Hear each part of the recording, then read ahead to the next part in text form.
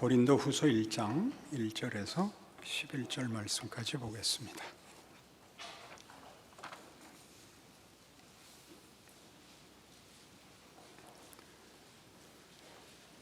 고린도 후서 1장 1절입니다. 하나님의 뜻으로 말미암아 그리스도 예수의 사도된 바울과 형제 디모데는 고린도에 있는 하나님의 교회와 또 온 아가야에 있는 모든 성도에게 하나님 우리 아버지와 주 예수 그리스도로부터 은혜와 평강이 있기를 원하노라. 찬송하리로다. 그는 우리 주 예수 그리스도의 하나님이시요 자비의 아버지시요 모든 위로의 하나님이시며 우리의 모든 환난 중에서 우리를 위로하사 우리로 하여금 하나님께 받는 위로로서 모든 환난 중에 있는 자들을 능히 위로하게 하시는 이시로다. 그리스도의 고난이 우리에게 넘친 것 같이 우리가 받는 위로도 그리스도로 말미암아 넘치는도다. 우리가 환난 당하는 것도 너희의 위로와 구원을 받게 하려는 것이요 우리가 위로를 받는 것도 너희가 위로를 받게 하려는 것이니 이 위로가 너희 속에 역사하여 우리가 받는 것 같은 고난을 너희도 견디게 하느니라. 너희를 위한 우리의 소망이 견고함은 너희가 고난에 참여하는 자가 된 것 같이 위로에도 그러할 줄을 알미라. 형제들아, 우리가 아시아에서 당한 환난을 너희가 모르기를 원하지 아니하노니 힘에 겹도록 심한 고난을 당하여 살 소망까지 끊어지고 우리는 우리 자신이 사형 선고를 받은 줄 알았으니 이는 우리로 자기를 의지하지 말고 오직 죽은 자를 다시 살리시는 하나님만 의지하게 하심이라. 그가 이같이 큰 사망에서 우리를 건지셨고 또 건지실 것이며 이후에도 건지시기를 그에게 바라노라. 너희도 우리를 위하여 간구함으로 도우라. 이는 우리가 많은 사람의 기도로 얻은 은사로 말미암아 많은 사람이 우리를 위하여 감사하게 하려 함이라. 고린도 후서는 전서에 이은 두 번째 편지인 셈입니다. 바울은 이 후서에서는 전서와 다른 심경과 또 목적을 가지고 다른 내용을 진술하게 됩니다.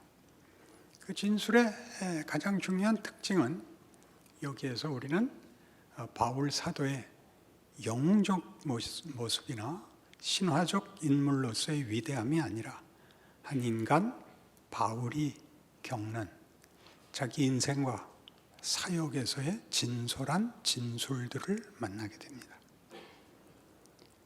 바울의 사역에서 그 사역이 위대해지고 기적이 된 것은 하나님이 하신 일이고 바울은 그 기적과 증언을 위하여 고생을 하는 것입니다.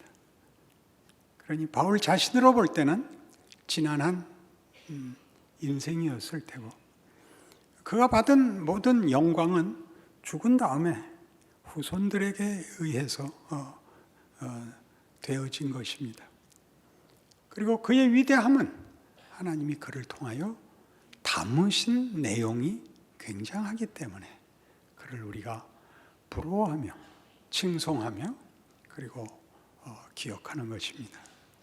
그러니 이 사실, 그가 자신의 인생에서는 오늘 나오는 가장 주된 주제, 환난, 고난, 죽었다고 생각했던 경우들 속에 하나님이 얼마나 굉장한 걸 담으셨는가 하는 것을 대조해 볼 수 있는, 분리해서 볼 수 있는. 그래서 우리의 인생은 우리가 위대하다고 생각하는 것이 아니라 우리가 이게 뭔가로 경험이 되고 거기에 담은 것이 흘러나가.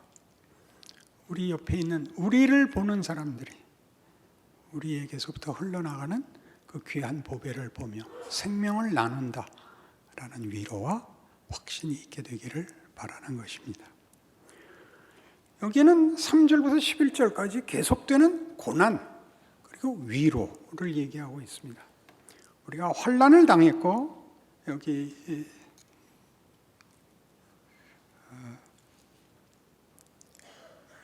환난을 당했는데 하나님께서 위로하셨다. 그 환난은 5절에 있는 바와 같이 그리스도의 고난이 우리에게 넘친 것 같이 우리가 받는 위로도 그리스도로 말미암아 넘치는도다. 해서 그의 환난과 위로를 그리스도로 이해해야 한다 라고 중요한 못을 받고 있고 8절에 아시아에서 당한 환난을 너희가 모르기를 원하지 아니하노니 힘에 겹도록 심한 고난을 당하여 살 소망까지 끊어지고 사형 선고를 스스로에게 내려서 어느 결론으로 밀고 갔느냐 하면 자기를 의지하지 말고 오직 죽은 자를 다시 살리시는 하나님만 의지하게 하심이라 라고 그 중요한 내용을, 그러니까 말하자면 위로를 밝히고 있습니다. 그리스도가 받은 고난을 우리가 살고 그리스도가 가진 위로를 우리가 동시에 가진다라고 얘기하는 이 말, 살 소망까지 끊어지게 함으로써 우리 마음에 사형 선고를 내리게 하여 끌고 가는 결론, 우리를 의지하지 말고 죽은 자를 살리시는 하나님만 의지해라 하는 것입니다. 제가 자라나면서 배운 기독교 신앙에 대한 전통적인 가르침들은 이럴 때 이런 단어들, 환난, 그다음에 소망, 위로, 예수, 십자가가 전부 낱개의 명사로 가르쳐져서 제 표현으로 하자면 받아쓰기 같이, 받아쓰기는 문장을 쓰는 게 아니라 단어들, 철자법을 익히는 것 같이 그런 각 단어를 나열하고 단어들의 뜻으로 설명을 하는 바람에 이을 수가 없었습니다. 각각의 요구를 하는, 환난도 당해야 되고 소망도 가져야 되고 위로도 받아야 되고 권면도 해야 되고 하는 식으로 그게 각계의 낱말로 요구되는 바람에 도무지 이해할 방법이 없었습니다. 다행히 이제 하나님께서 제 인생 속에 바울에게서 살 소망까지 끊어지는 경험 속에서 그것이 자기를 어디로 밀어넣었는지 알게 되는 것 같이 저에게도 제 인생 속에서 하나님이 저를 그 단어들을 연결시켜 주셨습니다.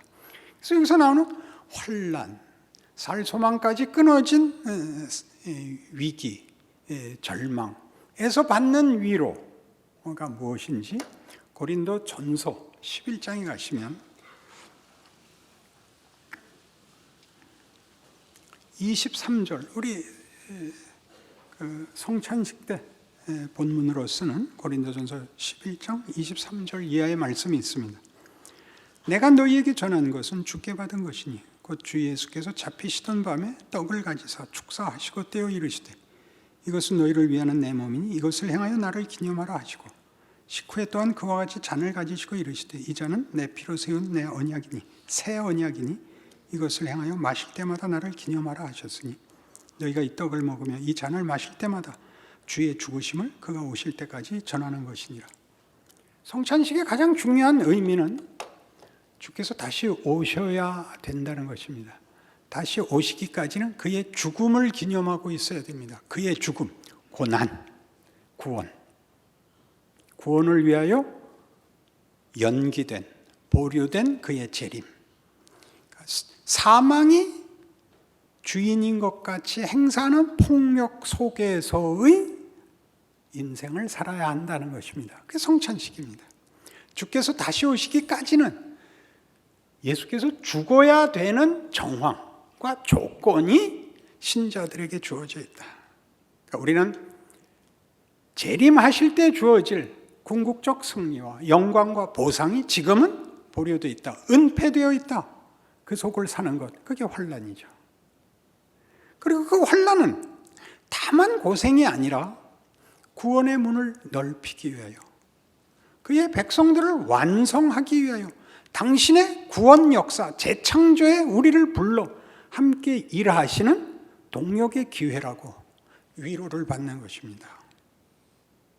살 소망까지 끊어진 사건을 얘기하지 않습니다.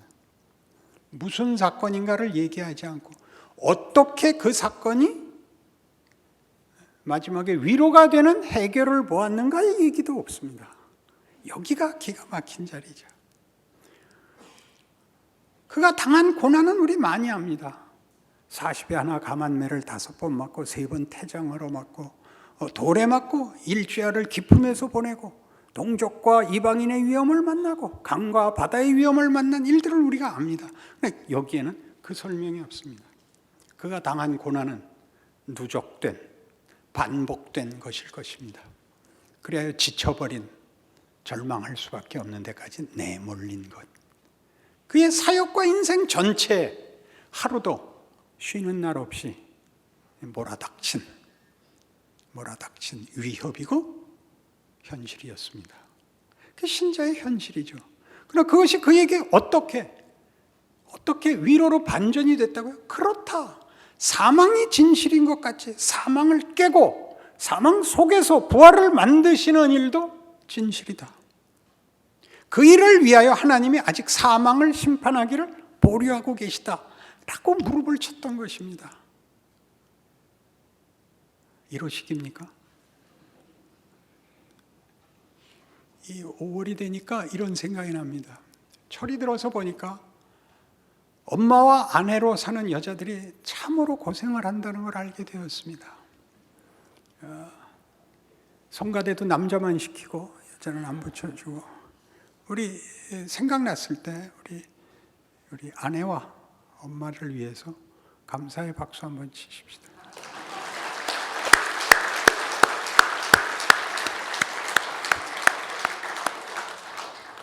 돌아가신 어머님이 천국에서 기뻐하실 겁니다.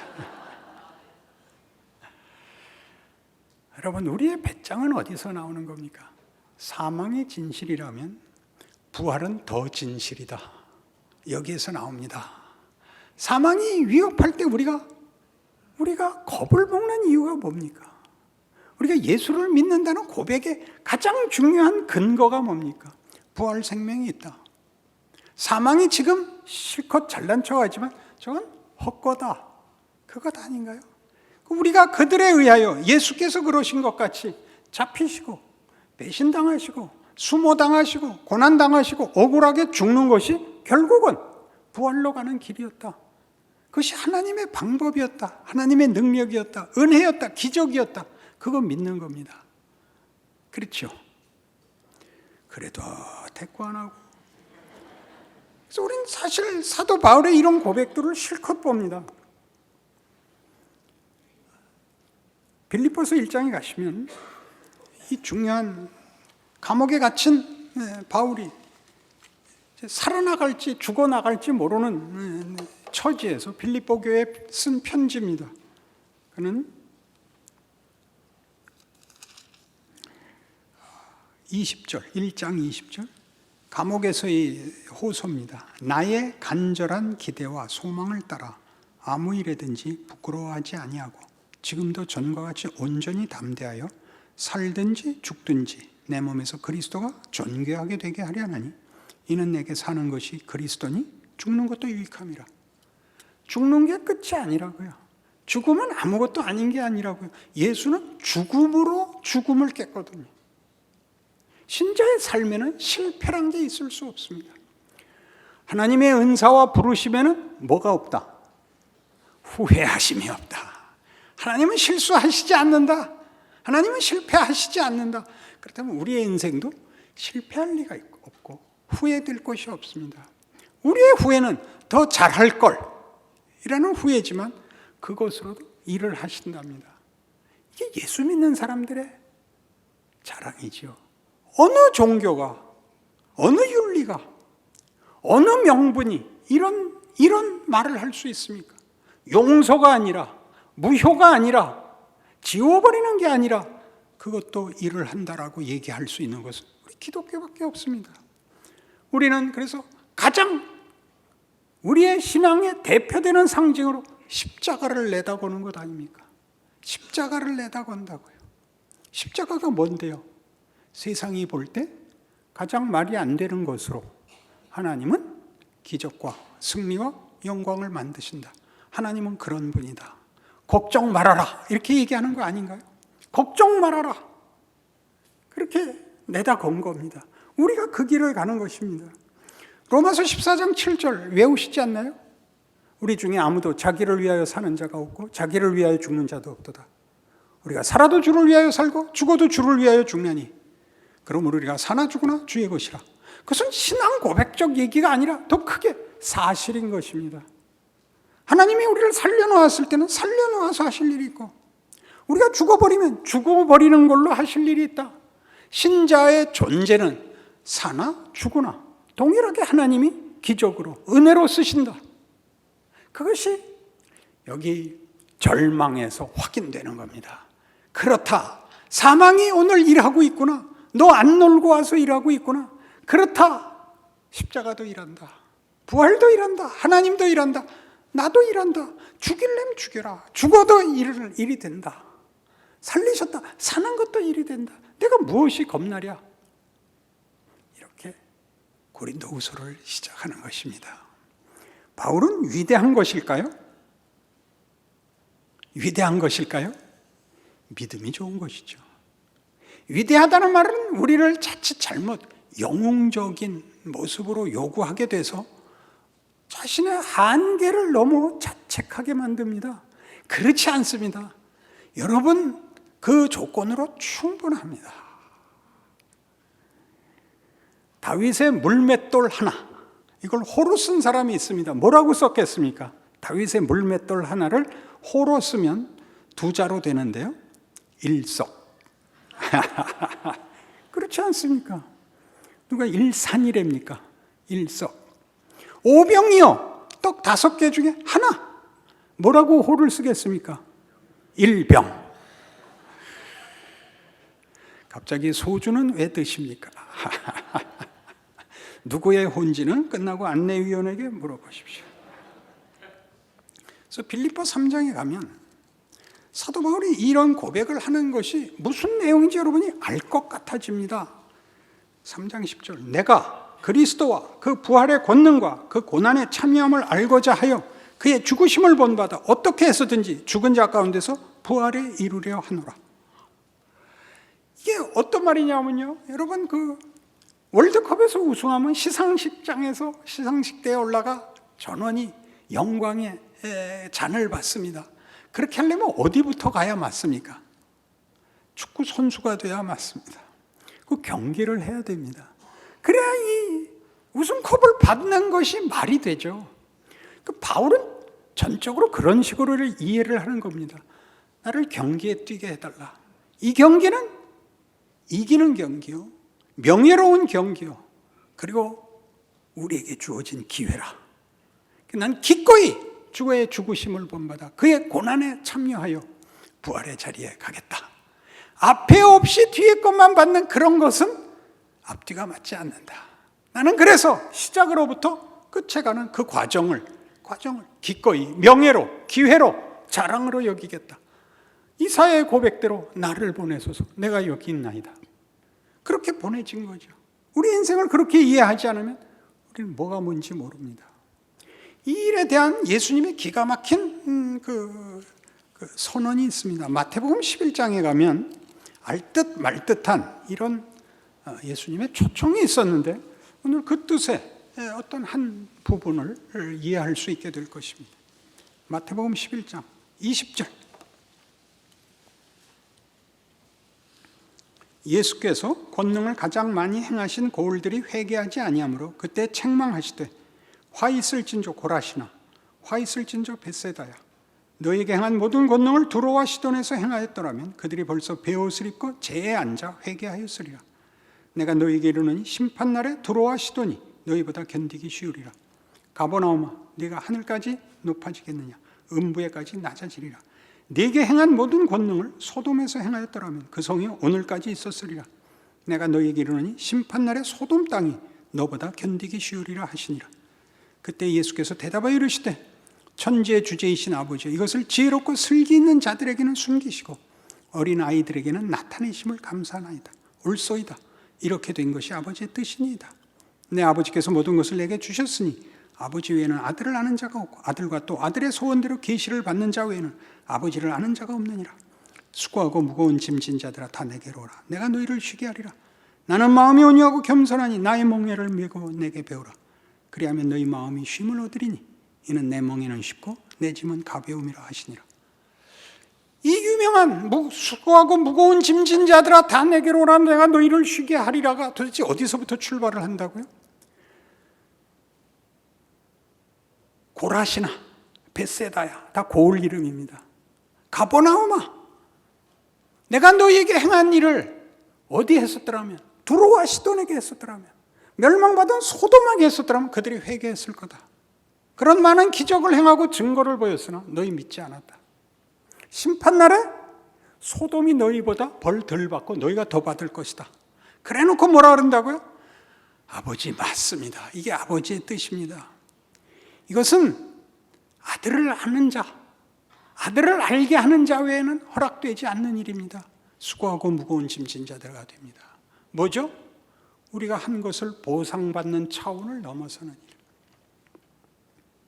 하나님이 우리를 보여주어서 납득시키는 것보다 큰 하나님의 창조, 사망을 깨시는 하나님의 재창조의 역사로만 결과되는, 예수를 알지 않으면 도무지 알 수 없는, 그러니까 수고하고 무거운 짐진 자는 다 뭐죠? 가치와 영광을 위하여 스스로 능력을 가져야 되는 부담에 붙잡힌 자들입니다. 세상 법칙에 붙잡힌 자들. 이기려면 더 악착스러워야 되고 더 가져야 되고 우위에 서야 되는 그 짐을 우린 벗을 수 있습니다. 여러분 설마 그럼 아무래도 좋단가 그렇게 생각하시는 건 아니겠죠. 그런 말이 아니죠. 하나님이 우리에게 주시려고 하는 것과 우리에게 맡기신 것, 우리에게 허락된 것이 예수 안에서 무엇인가를 보십시오. 그의 죽음 안에서 우리에게 허락된 은혜, 기적, 하나님이 우리를 그의 자녀로서 붙잡고 계시는 현실, 세상의 법칙과 무장보다 큰 하나님의 도우심, 은혜, 보호, 능력이 함께하고 있다라고 성경은 주장합니다. 수고하고 무거운 짐진 자들아 다 내게 오라. 내가 너희를 쉬게 하리라. 날 봐라. 나는 그냥 진다. 난 죽는다. 그게 하나님의 영광이고 하나님의 방식이고 하나님의 능력이다. 모르겠느냐? 이렇게 얘기합니다. 무슨 짐을 지고 계시다고요? 여러분이 더 낫기를 바라죠. 뭐에서 더 낫기를 바랍니까? 유용성에서, 기능에서. 아니요. 믿음에서 나아야 됩니다. 믿음에서 나아야 됩니다. 그 믿음은 어디서 올까요? 하나님이 여러분에게 주십니다. 어떻게 주시죠? 우리가 아는 것으로 답이 없어서 주께서 가장 많은 권능을 행한 고울들이 회개하지 않는 것으로, 우리의 진심이 벽에 부딪히는 것으로, 우리가 아는 세상의 모든 노력과 수고와 열매를 맺지 못하는 것을 봄으로써 우리는 세상에서는 이 믿음의 방법, 기독교 신앙의 내용은 심을 수도 거둘 수도 없다는 걸 아는 때, 그때 여러분의 믿음은 배가 되는 겁니다. 어떻게 해요? 바울이 죽음의 직면에서 다시 확인하듯이 그가 이미 고백했던 많은 고백들, 우리가 주의 것이다, 살아도 주의 것이고 죽어도 주의 것이다 라고 해놓고도 실제로는 제대로 이해하지 못했던 것들을 어디서? 죽음의 자리에서 맞다, 죽어도 된다, 죽어도 된다가 됐죠. 죽어도 된다. 발버둥 쳐서 삶을 연장해야 되는 것이 아니라 죽으면 죽는다, 살려놓으면 살아서 일한다, 죽으면 죽는 걸로 일한다. 여기까지 왔죠. 별로 만족스러워하지 않습니다. 그래서 고린도전서 2장으로 가면 우리 고린도전서에서 이미 배운 것 같이 죽음에 대해서 겁을 내시면 안 됩니다. 죽음은 소멸되는 게 아니라 망하고 헛되는 연장선상의 소진입니다. 망하고 헛되고 거짓된 것의 파산이 사망입니다. 그래서 고린도전서 2장 1절 형제들아 내가 너희에게 나아가 하나님의 증거를 전할 때 말과 지혜 아름다운 것으로 아니하였나니 내가 너희 중에서 예수 그리스도와 그가 십자가에 못 박히신 것 외에는 아무것도 알지 아니하기로 작정하였습니다. 내가 너희 가운데 거할 때 약하고 두려워하고 심히 떨었노라. 내 말과 내 전도함이 설득력 있는 지혜 말로 하지 아니하고 다만 성령이 나타나심과 능력을 하여 너희 믿음이 사람의 지혜에 있지 아니하고 다만 하나님의 능력에 있게 하였노라. 바울은 고린도 교회에 나갈 때 세상적인 준비, 세상적인 무기를 준비하지 않았습니다.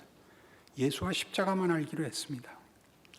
배신하는, 무지한 상대에게 그들의 창칼을 받아 그들을 구원하신 하나님의 방법으로 찾아가기로 했습니다. 죽어도 된다 라는 각오와 지극함이 이유가 되는 게 아니라 실제로 그런 방법으로 나아간 겁니다. 그거를 비장미로 승화시켜서 각오했다는 것으로 원인을 삼지 마시고 그냥 그게 하나님의 방법인 줄로 감수하고 기꺼이 나가는 겁니다. 이것이 우리에게 어떻게 되느냐? 우리 잘 아는 로마서 12장 1절 같이 그러므로 내 사랑하는 형제들아 너희 자신을 하나님이 기뻐하실 만한 산 제물로 드리라. 그래서 산 제물은 삶으로 드리는 제사입니다. 그러니까 여러분의 삶이 매일 반복적으로 고린도 교회인 것입니다. 그 공격을 전부 대꾸할 수도 해결할 수도 없는 여러분의 현실, 신통한 일도 무슨 위대할 것도 극적일 것도 없는, 그리고 해결이 되지 않는, 고민하고 짊어지고 넘어와야겠는 하루하루들을 다 어떻게 사는 거라고요? 수고하고 무거운 짐진 자들아 라는 초청으로 초대받고 있습니다. 어떻게 해요? 예수와 십자가만 알기로 하는, 더 이상의 무슨 준비와 무기를 가지면 해결되는 일이 아니고 하나님이 그 속에서 우리에게 맡긴 일, 예수와 그리스도로 내가 온 것을 그들 앞에서 삶으로 드러내는 그것으로 십자가가 일을 합니다. 부활이 사망을 이깁니다. 그것이 우리들에 대한 요청입니다. 그러니 하루란 얼마나 기가 막힌 것입니까? 여러분이 만나야 하는 사람, 외면할 수 없는 사람, 여러분 말에 귀 기울이지 않는 사람, 여러분이 예수 믿는다는 게 뭔지 모르는 사람, 믿지만 서로 말이 안 통하는 사람들 앞에 섭니다. 어떻게 선다고요? 형제들아, 내가 너희에게 나아갈 때 내가 다른 것 다 잊고 뭐만 알기로 했다. 예수와 십자가만 기억하기로 했다. 수고하고 무거운 짐진 자들아 다 내게로 오라. 내가 너희를 쉬게 하리라. 그 초청 앞에 있습니다. 내가 받은 고난이 동일하게 하나님의 위로가 됐다. 너희에게도 위로가 될 것이다. 되어야 한다. 그 위로로 나를 위로하라. 우리 동지가 되자, 전우가 되자. 우리가 누군지 알자. 함께 찬송하자. 이렇게 초대하고 있습니다. 저는 그러기로 했습니다. 여러분은 어떻게 할 겁니까? 자신을 위하여, 스스로를 위하여 여러분 인생을 위대하게 사셔야 합니다. 그것이 여러분에게 주어진 은혜고 복이고 기적이라는 사실 놓치지 않는 승리가 있기를 바랍니다. 기도하십시다. 하나님 아버지 은혜를 감사합니다. 우리는 드디어 기적이 되었습니다. 우리는 하나님의 위인들이 되었습니다.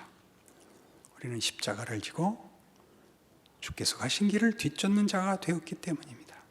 하나님은 우리 인생과 우리 존재, 우리 눈물과 한숨 속에 기적을, 은혜를, 승리를, 영광을 담으실 것입니다.